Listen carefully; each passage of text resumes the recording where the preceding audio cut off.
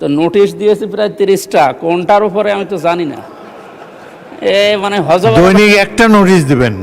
জনাব মাননীয় সদস্য মোহাম্মদ আমির হামজা, কুষ্টিয়া 3। আসসালামু আলাইকুম। মাননীয় স্পিকার, আপনাকে ধন্যবাদ।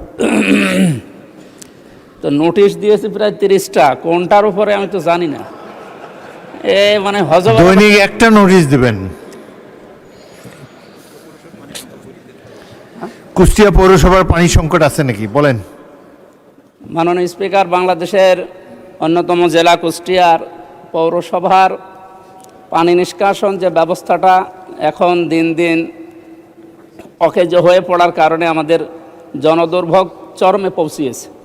তা আমি কয়েকবার পৌরসভা কর্তৃপক্ষের সাথে, এখন তো মানে নির্বাচিত মেয়র নেই, এই হিসাবে সরকারের পক্ষ থেকে যিনি দায়িত্বে আছেন তার সাথে এই নির্বাচিত হওয়ার পর থেকে প্রায় 3-4বার বসেছিলাম। কিন্তু ওনার যে কর্মকাণ্ড বা ওনার উদ্যোগ আমাদের সবার কাছে কেমন সন্দেহজনক মনে হচ্ছে, কারণ কাজকর্মের কোনো গতি আমরা এখনও বৃদ্ধি করতে পারছি না।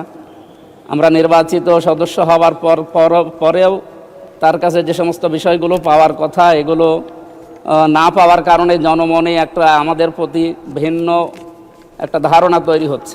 সুতরাং আমরা আপনার মাধ্যমে আমাদের পৌরসভার কর্তৃপক্ষ সহ আরও স্থানীয় সরকারের যে সমস্ত বিষয়গুলো আছে, সংসদ সদস্য যে দলেরই হোক না কেন, তাদের যে বিষয়গুলো উত্থাপিত হয় এই বিষয়গুলোর সাথে তারা যেন একমত হয়ে জনদুর্ভোগ দূর করার জন্য তারা যেন কাজ করে, আমরা এ বিষয়ে সংশ্লিষ্ট কর্তৃপক্ষকে উদারত আহ্বান জানাচ্ছি। মাননীয় স্পিকার, আপনাকে ধন্যবাদ।